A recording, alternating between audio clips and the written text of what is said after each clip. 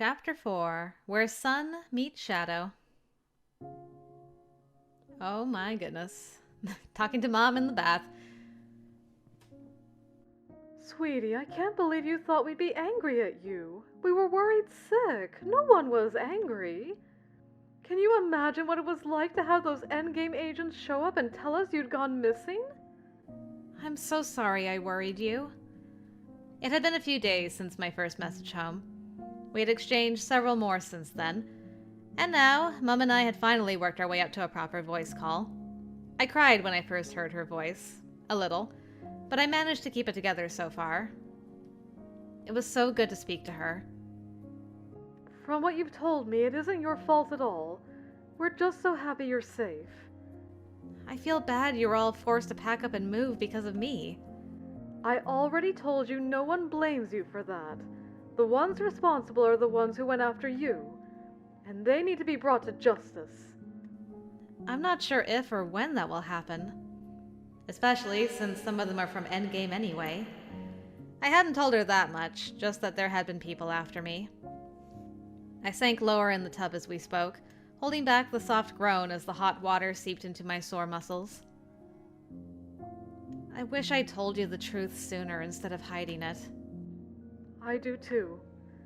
But only because I wish you didn't have to deal with it alone all these years. I wish you could have trusted me a little more.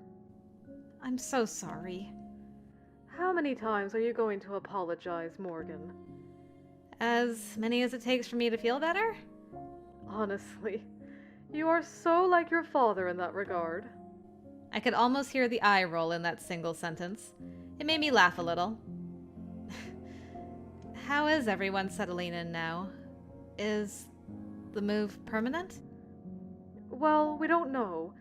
After the first few days, we stopped seeing the agents, and they haven't given us any more information yet. Now that you've reached out, I'd prefer it to stay that way, just in case. But I imagine they're still keeping a close eye on us. That's why we haven't told your brothers that you contacted us. I see. I wasn't sure whether or not to be grateful for that. They were probably keeping a close eye on my family in case I contacted them, which I had, so it made me nervous. On the other hand, given who all had been trying to get to me before, I was just glad everyone was being protected. How is Afra? Different, but not necessarily in a bad way. It's quieter than Cisalis. Your father likes that. Now you answer one of my questions. Who are you staying with? You've been quite evasive about that ever since your first message. And I want to hear more about your situation. I'm not trying to be evasive.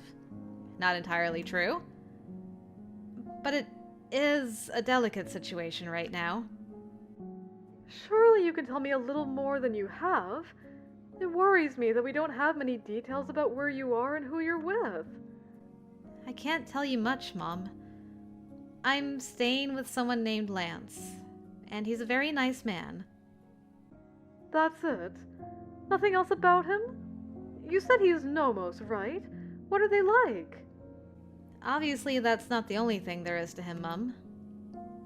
I was desperate to sidestep that question about the Nomos since I couldn't answer it, never having met any of them before. Lance enjoys gardening. He has a beautiful greenhouse and plants all over his home. He sings to them sometimes. Dad and Oliver would like him. He enjoys working with his hands. He makes wind sculptures and pottery. He draws. He's the perfect person. He sounds like a man of many talents. He is. And he's helped me a lot, so I'm very grateful to him. There was a soft tap on the door and a voice saying my name. Mum, I need to go. Someone's calling for me. We'll talk again, okay? Please just trust that I'm doing perfectly well here. You don't have to worry. All right. Just one last thing. What is it? Is he good looking? Mom! Is that important right now? Of course it is! It's always important. You have to take the opportunities in front of you no matter the situation. Especially a man who is good with his hands. See, Mom gets it. Mom. I love Mom. Mom is great. Mom! You haven't dated anyone since Trent, and Mum, this is a long-distance relationship that might not work, and I'm not sure he's my type, or that I'm his. He was an ancient AI, after all. Sort of. I wasn't sure he even had a type. okay, all fair, but is he? Mom! Yes, he is very.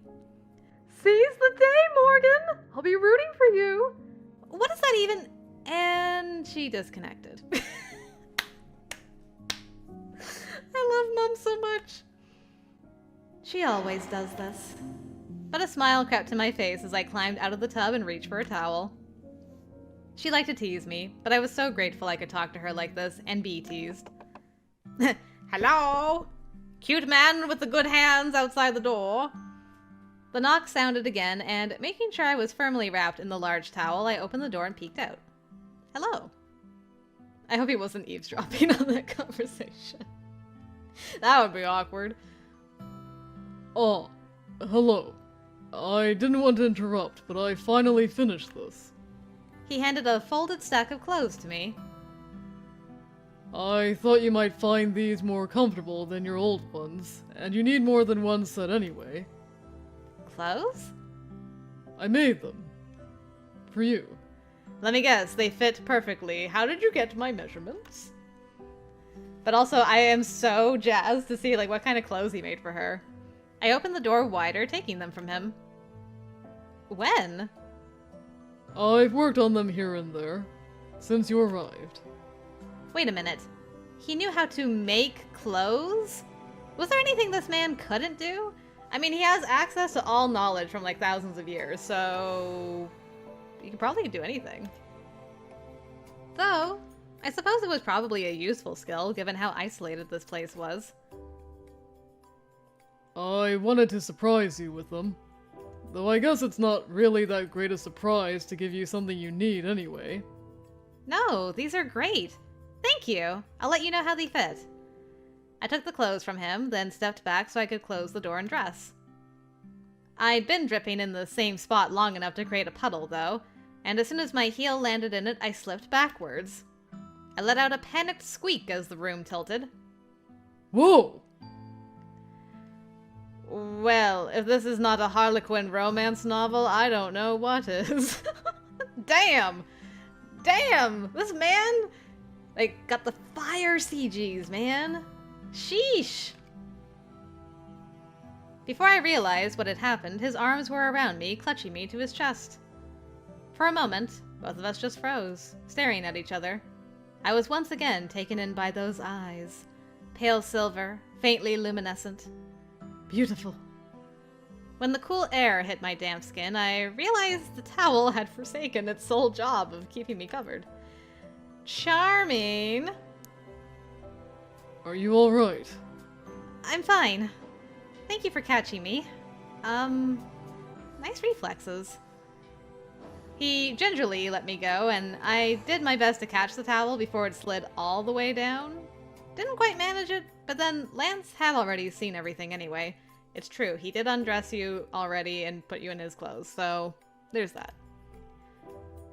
So it wasn't like I had any more secrets to protect. For a moment, he stood there, watching as if making sure I wouldn't fall again.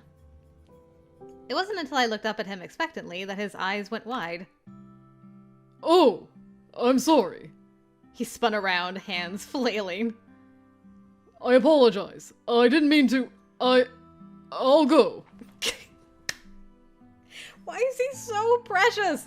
I can't with this guy. He sped away from the bathroom after that, the door sliding shut behind him. There was another muffled sorry before the rapid retreat of his footsteps. He was really strange sometimes. There were moments it seemed like he just forgot how to respond to things normally. But with so many conflicting memories and experiences, maybe sometimes he did. But as strange as he could be, he was also fascinating. Something I'd realized more and more in the last few days. Oh, he's fascinating, alright. I backtracked across the bathroom, finding a dry spot to set the new clothes so I could get dressed. After the initial awkwardness that followed our talk, we'd opened up to each other more. Neither of us had anything to hide now, so it was easier to have conversations without worrying I'd reveal something I didn't want to.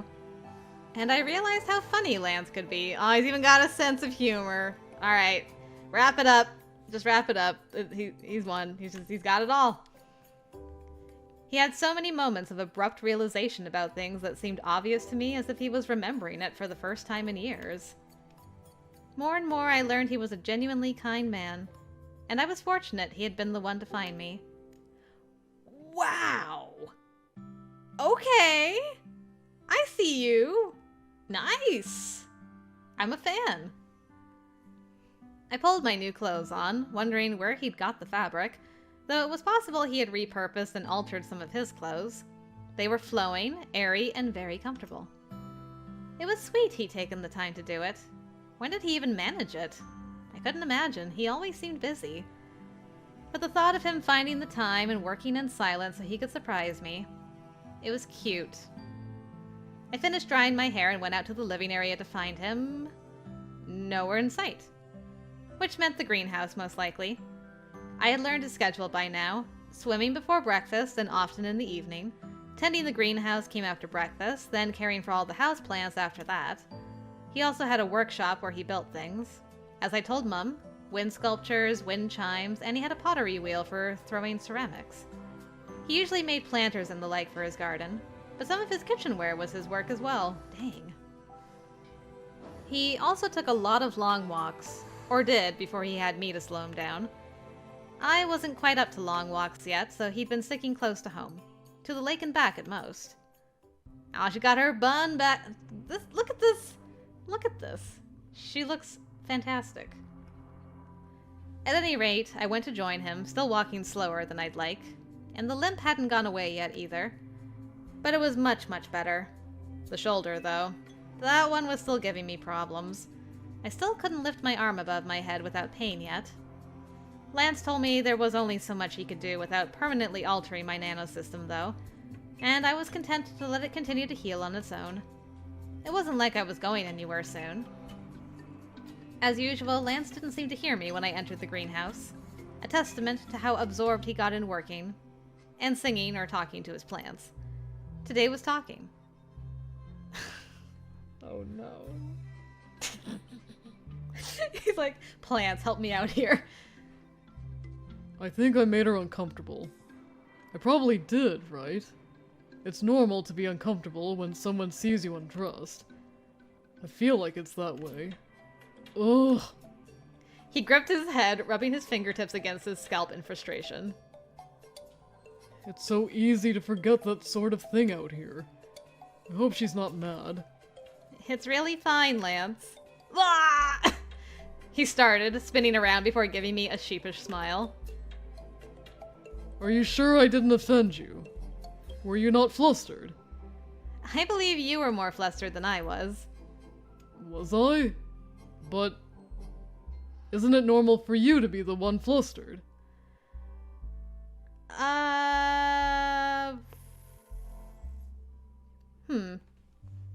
Actually, both of these are good, but I like this one because he also has a brother, so... connection? I have a lot of brothers. Sometimes these things happen. I lost count long ago, the number of times someone walked in on me changing because they forgot to knock. Does that mean you see me the same as one of your brothers? Oh god, no. No, no, no, no. We're not going down the brother route again. Abort, go backwards, rewind. I considered that a moment. Well, I can't say I see you exactly the same as one of my brothers, no. Oh, that's... He frowned for a moment. Somehow, that gives me a curious feeling. How do you see me, then? Okay, we could salvage this. This is still salvageable. At the very least, as someone who wouldn't intentionally try to steal a look. Besides, you had the perfect opportunity to cop a feel if you wanted, and did not. I don't see a reason to get bent out of shape over an accident. I didn't know how to explain to him that it just didn't bother me that much. In the end, it was skin. We all had skin. She is very comfortable in her skin, I will give her that. Like, every route, the guys are often like, could you please put on, like, some clothes? And she's like, what? Do my legs bother you in this towel? And they're like, yes! Well, I had to admit, Lance was a very attractive man. I might have been at least a little flustered under normal circumstances. But he was also a very ancient computer. That complicated things. Then again, he was also very, very human, which made it confusing to contemplate. Lance was harmless, that much I was certain of. Anyway, why does it give you a curious feeling to know I don't see you like a brother? I don't know. I guess it's attraction? I don't think I'd enjoy hearing you say you saw me only as a brother. Well, damn, someone's forthright. That he admitted he was attracted to me so casually brought heat straight to my face. Ah. I see. That makes sense. Oh man, I wasn't expecting that answer at all. No, I thought we were going down like, hey, we have siblings that are brothers. Maybe you want to like talk about your brother a little bit or something. I don't know. Instead we went to like, you haven't put me in the brother zone, right? Because I'm attracted to you. Okay. So what are you working on today? Swift segue. Harvesting some spinach and snap peas. I was thinking of a salad for tonight. There are a few tomatoes we can pick as well. And I have some new seedlings to transplant too. In one of the new pots you showed me? That was my plan. I like the violet one. Oh? I also thought that one turned out nice. Same. The glaze is really pretty. It is. Reminds me of your eyes. Oh! Interesting! Is that because I picked purple eyes? Wait, hold on. Would it be a different colored pot in this instant if I had different eyes, or is it only because I've got purple eyes? I'm so curious. Oh? Is that strange to say? No. It's similar to the color of the sky when you get closer to the night. And there are streaks of violet weaving through the clouds. This man, I swear. I'm fine. I'm a functioning human. Why is this guy like coming out swinging with like, ooh. I'm knocked off my feet. Trying to ignore that. I sidled alongside him as he gathered up the vegetables he mentioned. He pointed to the snap peas, lifting one to show me before he pulled it off. I followed suit after his wordless instructions. How in the world did he even learn a line like that? Much less how to say it so naturally. What is in that AI repository? Lance smiled again as he gave my outfit a look over. Looks good on you. I hope it's comfortable. It is. I was wondering where you got the fabric, or if you had repurposed something of yours. Mostly repurposed. I hope you don't mind. Of course not. I appreciate you took the time to make something for me. It's very comfortable. There isn't much we can do about the shoe situation for now, but I received a message this morning that a Nomos group will stop by soon. They're a group I'm familiar with. I asked them if they could bring some clothing that might fit you with them. They seemed curious why I'd need them. I hope you don't mind. I don't mind. But what are we going to tell them about why I'm here? I dropped a handful of snap peas into the container he'd been putting them in as Lance moved to the other side where his tomato plants were. There's no reason we can't tell them the truth. They know the truth about me as well. Damn! They do? The entire truth? The Nomos have always had a special relationship with King. There was no hiding it from them. They have long guarded the secret of the mainframe's location. And now they help keep watch on this place as well. I have died and gone to heaven somewhere, I swear. I shook my head, leaning against the table. There's so much about this planet I thought I knew, but it turns out I knew nothing. I can tell you more about it if you want. The history of this world. The Nomos, other things you want to learn about. If that's what you want. That's right. As the AI, he'd been here through it all. He had so many answers about the history of this world, answers lost to sequestered records, or else to time. That seemed so strange to me. I'd wanted to study the secrets of Arcalis and the system for so long, and here was someone who might have every answer I'd ever wanted to know. Somehow it was a little sad, like having someone offer to solve a puzzle you'd been working on for years. And yet it was also exciting, talking to someone who was so old, who had seen this world at the height of Thalassan society. Who else would ever get this chance? Oh, I should warn you. There are things about Arcalis even I don't know.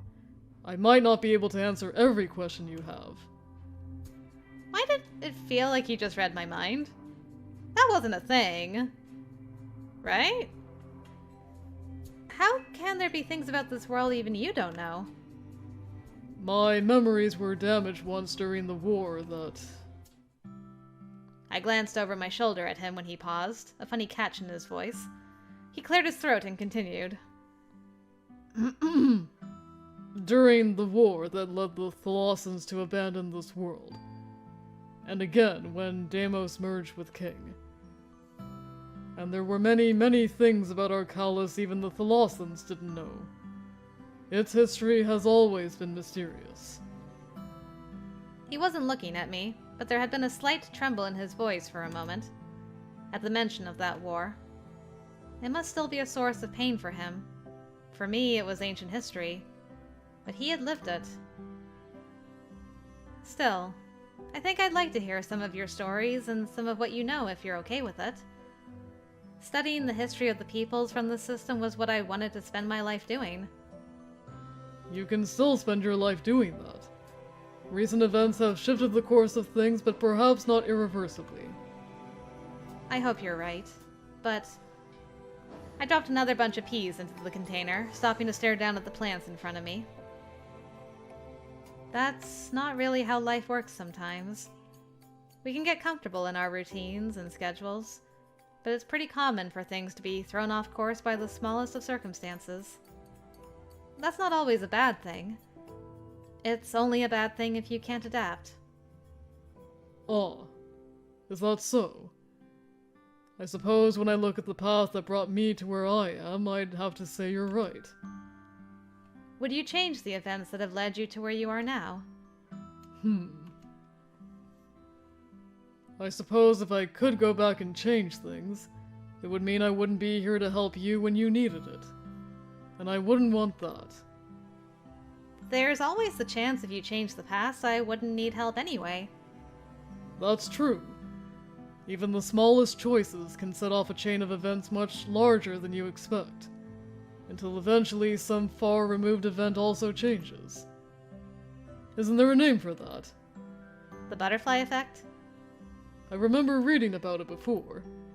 It's an interesting concept. I agree. It makes me wonder how each small choice I make might affect the world around me in ways I'll never see. The result of our decisions can be difficult to predict, that is certain. Somehow that brought to mind his decision to intervene in the colonization process after the Capstone incident sparked a civil war. Lance probably knew better than anyone how decisions could spark something unforeseen. But that topic was too sad to discuss. There is something I've been a little curious about. I picked up the container of snap peas with my uninjured arm and carried it to Lance, pausing every so often to peer into the pot plants and terrariums scattered around. What got you started with all this? The greenhouse and everything?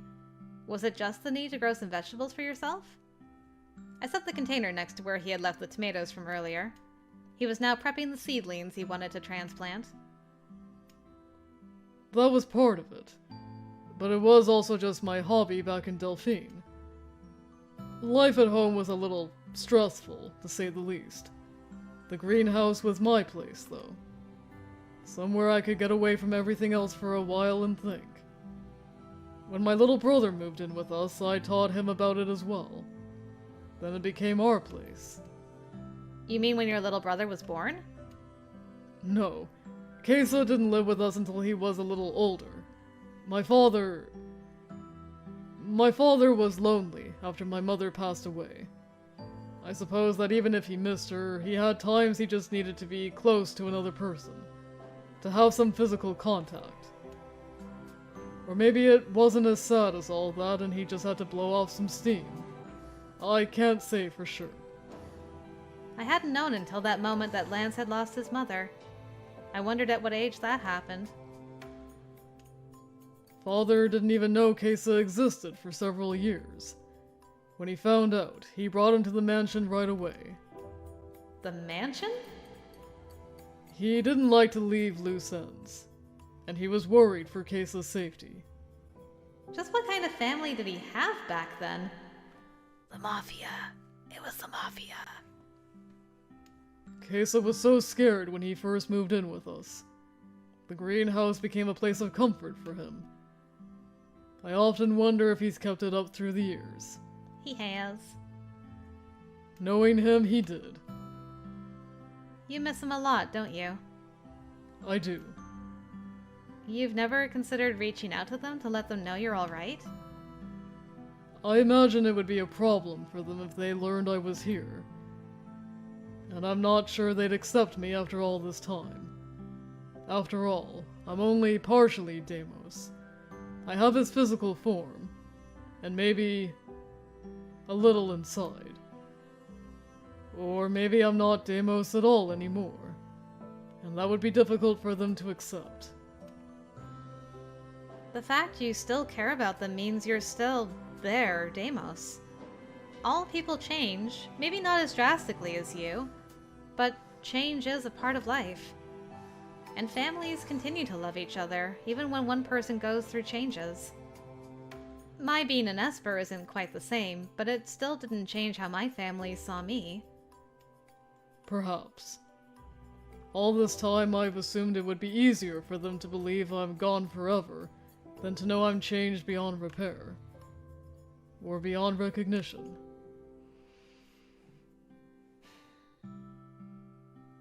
I say there's always hope.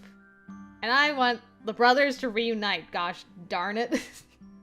Kesa misses you so much, man. Probably even more than you miss him, if that's possible. Oh, you gotta give it a try, at least, right? You don't lose anything by trying. You can only gain in the situation, right? I want to believe. I don't know about that. Losing people is so hard. That is true. But seeing them change can be another form of loss. If Kesa was the one who had merged with King, would you have preferred to believe he was dead? Ooh, that's a good question. I've wondered about that many times. And I think the answer is obviously that I would much prefer to know he was alive and well. And I would do anything to bring him home. But that's also why I can never tell them. Because I can't go back. Perhaps I tell myself they won't accept me so I can justify the secret. I mean, that's fair. Yeah, like, what I am now cannot go back to the life that Deimos had, which is true. My father is someone many see as a cold man. But he would fight everyone on the night side and day side combined to bring me home and make it a safe place for me. But I can't put that burden on his shoulders. And I can't face the possibility he'd reject me. So instead, I've given him the burden of burying his son. It makes me a terrible person, doesn't it? This inaction I always take. In that regard, I think Deimos and King are well suited to one another. They both always choose without choosing and call it peace. Damn. Did Lance just roast both sides of himself? He had that same sad smile I'd grown accustomed to. Gentle, regretful, full of what seemed to me like ancient sorrow, yet the same human frailty we all possessed.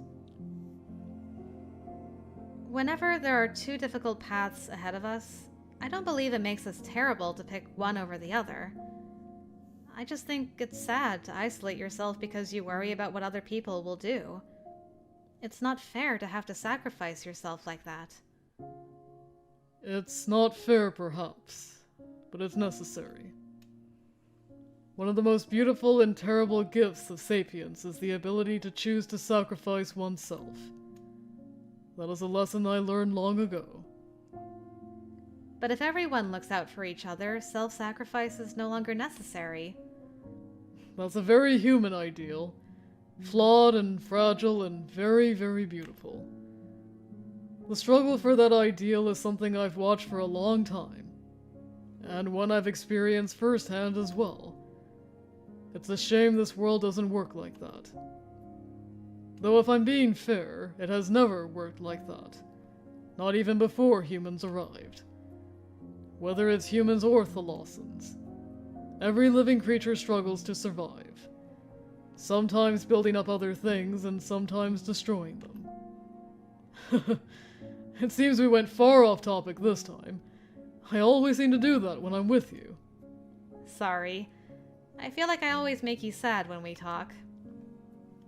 Not at all.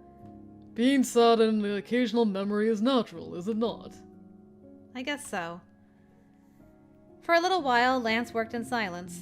I handed him occasional tools he needed, and then worked on transplanting one of the other saplings, though he did all the heavy lifting since I still could not. I stayed out in the greenhouse with him until my legs started to hurt again and I decided it was time to rest.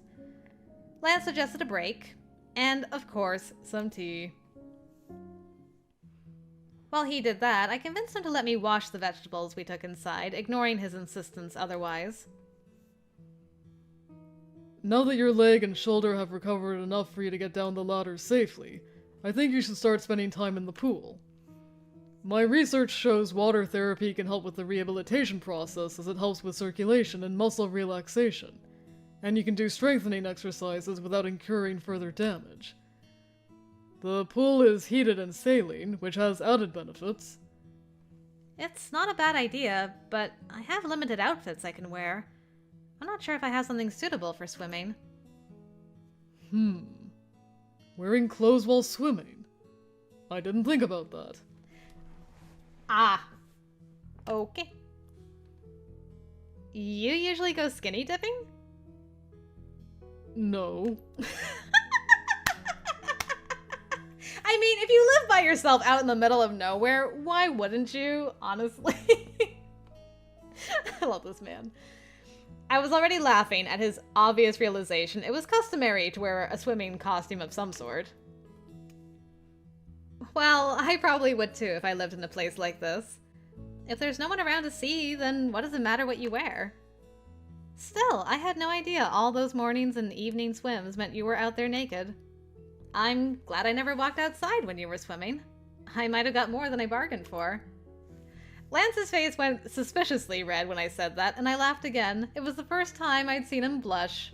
Love it. Well, at least we would have been even then.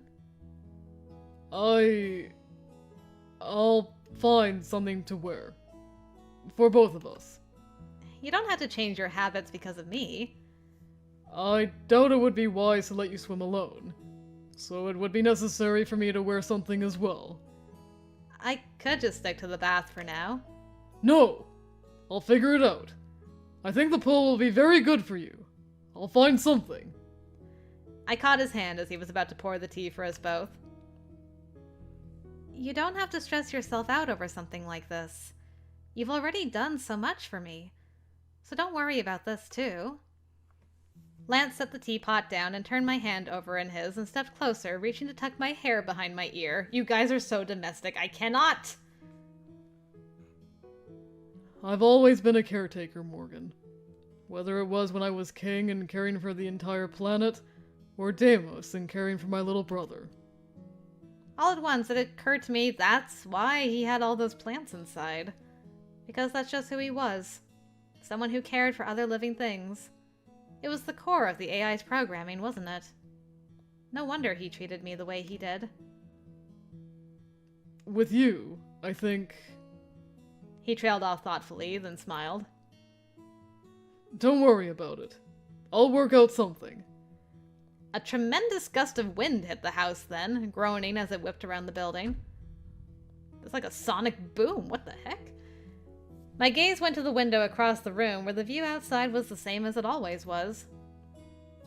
It struck me suddenly how I was caught in the same limbo for now, between my old life and a new one, half-formed and still unknown. It was strange how time seemed to freeze here. One day melted into another without change. When I thought about it, Lance was like that too. Forever caught between King and Deimos. A bittersweet warmth settled in my stomach. Like nostalgia.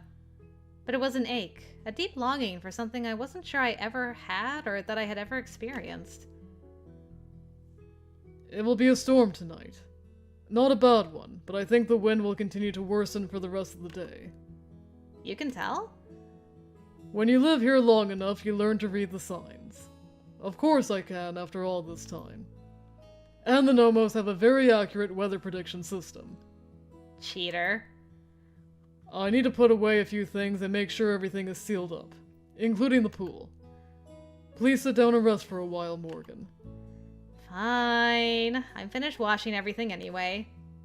Thank you. Storms were a new experience for me. The domes had weather, sort of. We had rain. There were clouds, sometimes fog. There was never much in the way of wind. Storms were non-existent. I thought Lance had meant just a sandstorm. I knew those happened, sweeping in vast cyclones across the desert sometimes. When Lance said there would be a storm, he meant a sand flare. Have you read about this yet? Sandstorms are common the closer one gets to the Trinity Desert and will sweep across the ways, sometimes lasting for days on end. While normal sandstorms can damage habitats with their high winds, sand flares are an exceptionally dangerous variety of sandstorms that generate powerful electrostatic discharges and lightning strikes. All Nomos cities have shelters and shielding to help protect against these violent and dangerous storms, but the worst of them can still damage vehicles and equipment, or even destroy the shields themselves. Sand flares are difficult to survive without adequate protection and shelter, and more than one convoy or exploration group has been lost due to being caught in one without warning. I also had heard of sand flares, sandstorms with powerful electrostatic discharges and lightning strikes. The biofields completely protected us from them. Even if one swept over, inside we never even knew about it. Lance warned me in advance, but assured me the buildings were well insulated against them and we'd be fine. It didn't prepare me for what it was like. Outside, the sky darkened considerably, like the fall of night. It was the first flash and crack of thunder that rumbled through the floor when I knew I was not prepared for this. Lance was in the other room when it happened. I yelped and scrambled to my feet in shock before I even realized what it was. The next one was even closer. A flash and powerful, deep rumble I felt in my chest and in my feet as it vibrated through the building. I could only stare in shock as flash after flash of lightning hit, unleashing what seemed like an endless trail of thunder. It wasn't until Lance's arm slid around me that I realized I'd been standing there with every muscle in my body tense, trembling as I stared outside. Morgan, are you alright? I'm sorry. I shouldn't have left you alone. It's alright. I let out a shaky breath, then smiled up at him. Right. It was fine. It was just a storm. Lance closed the window shutters, blocking out the flashing lightning, though there was nothing he could do about the thunder. I was just startled. Somehow I didn't realize it would be so loud. It takes a while to get used to them. I remember my first sand flare too. It was terrifying. I'm sure it's more frightening if you're alone. I returned to my seat, still shaking a little, and grabbed a pillow to squeeze. Much more. Were you living here the first time you experienced one of these? How did you... I rubbed my head, not sure how to ask what I wanted to know. I'm a little curious about how you ended up living here in the first place, but I'm not sure if it's okay to ask. Of course it's okay to ask. You can ask me anything you want. I'll always try to answer. I'm just not sure if there are things you find difficult to talk about. It's already been a long time since those events. Sometimes things don't get that much easier to talk about, even over time. Do you want to hear the full story? It will be a nice distraction from the storm. I think I'd like that, yes. If you don't mind telling it. He came to join me on the sofa, sitting just close enough his knee was almost touching me as he drew it up onto the cushions and turned to face me. As always, he was a wonderfully calming presence. Look at this girl. She's like serene now. She's like, ah, yes. The first time I remember experiencing a sand flare, I was still living in a place that Endgame calls Avalon. Avalon. Why is that familiar to me? You may know it from Earth mythology. I believe there was a legend about a mystical island with that name. Oh! Oh! Right, there was a... I trailed off. There was a legendary king that slept there. A smile came to his face. Human mythologies are so fascinating. I've always loved the human capacity for finding meaningful ways to name things. It's delightful. The Avalon here is no mystical island. It's a complex that houses the central control room for the mainframe. Much of the complex is underground. There was once a city there, but it was destroyed long ago.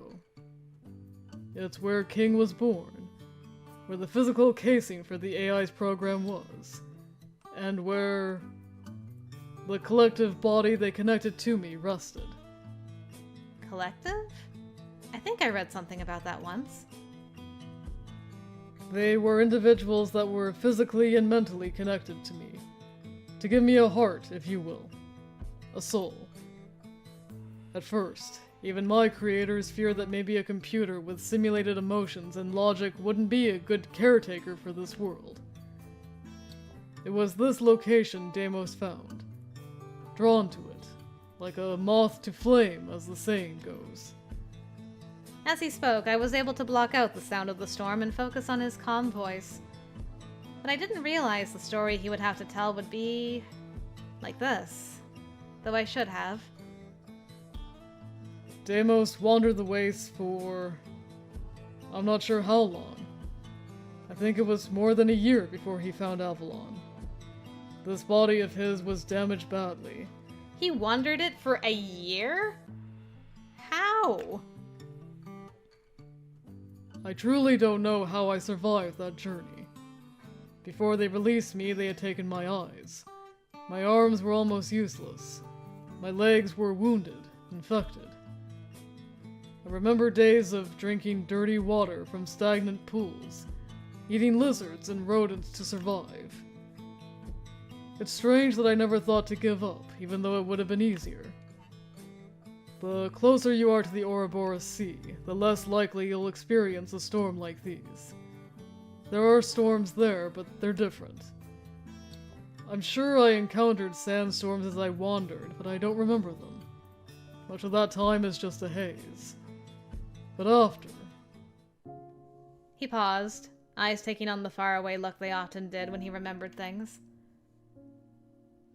I suppose you'd say, after I was born, I huddled in Avalon for quite some time. I was ill and in pain, and so confused about my identity. The piece of me that was still king knew this body would die if the injuries weren't treated, though some parts were beyond repair. I remember reviving one of the medical bays used to care for the collective I once had, and lying there as my broken body was mended, pieced back together, and woven with cybernetics. A sand flare hit during that time. Damn. I could hear it distantly as I lay there half-conscious. The thunder sounded like the roar of a beast. Even though I was in an underground complex, I could feel the vibrations of it through the walls and floor, like it was echoing through me. I had seen them countless times as king, and in that moment, inexplicably bound to this human form that was cold and in pain, while a storm raged above me, I felt so unbearably mortal. Yet I must have weathered many such storms to make it so far. The strength of humans will never cease to amaze me. Anyway, to answer your question, the Nomos found me there. They also set up this place for me, and that is how I came to be in this spot. Always affectionate. This is the time. Gotta hug him. Before realizing it, I reached for him, pulling him into a tight hug. It was silly to expect I could comfort him after all this time, but something in me insisted I do it anyway. Someone had to do it. I'm so sorry. I'm sorry you went through all that. Lance stiffened beneath my arms, more from surprise than discomfort, I think, before he quickly relaxed. Oh, Morgan. It wasn't that bad, and it was so long ago. It's not like I'm still in pain from those injuries. The memories must be terrible. You had to have been so scared. Felt so alone. It's probably stupid to believe some stranger can offer any comfort now, but I'm so sorry. I didn't mean to upset you. I shook my head furiously. I'm sorry. I didn't realize you'd gone through all that. I knew it had been a bad situation, but to hear him describe it in such a gentle way was so heartbreaking. Lance chuckled again. I believe this is the first time someone has ever tried to comfort me because of that. I wish I could somehow wipe away all those terrible memories. He didn't deserve to go through any of that. He really didn't. His arms went around me without warning, and he let out a breath that had a slight tremble in it. Aw. It's very, very late, but I'm so sorry you endured that alone. Lance was silent as we sat there together. His face was buried in my shoulder, and I suspected for a moment he might just be humoring me. When he spoke, his voice was surprisingly small, and maybe a little hoarse, like he was speaking over a lump in his throat. Thank you, Morgan. I haven't done anything you should thank me for. All I've done since I arrived is accept your kindness time and time again. I don't think Lance knew what to make of my reaction. We sat there in silence for a time and listened to the storm raging outside, and somehow it wasn't as overwhelming anymore. I wasn't sure how long it was before he finally relaxed against the back of the sofa and broke the silence again, telling me about acquiring his first plants, and how he started naming them after the Nomos he knew because he felt bad not naming them. He told me how he developed a love of naming everything.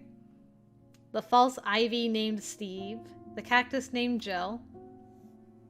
He told me about the time sand weasels got in because he left the door open. Apparently they were adorable, but quite destructive. Go on. These small mammals, native to Arcalis, resemble some members of the Mustelidae family of earth creatures. Probably butchered that. They are small, quick, and most people are quick to label them cute. But like all weasels, they are fierce predators that feed on smaller rodents and bugs, but will frequently take on larger prey and even other predators of similar size. They are fearless and also insatiably curious. They can be found throughout the wastes and all the way out to the desolate sand sheets in the Trinity Desert. Some variants are kept as pets in Nomos settlements. I imagine it was more an effort to distract me from the previous story than the storm. I just curled up and listened to him, but my mind kept traveling back to that mental image of a lone figure limping through the colossal emptiness of the twilight, searching for a place he'd never seen. And once again, I had to acknowledge what a strange and amazing person Lance was. What terrible and fascinating things had he seen in all his long years? I couldn't imagine. I shut my eyes at some point and fell asleep to the sound of the fading thunder and Lance's voice. And for the first time since I'd come out to the wastes, I dreamed of home.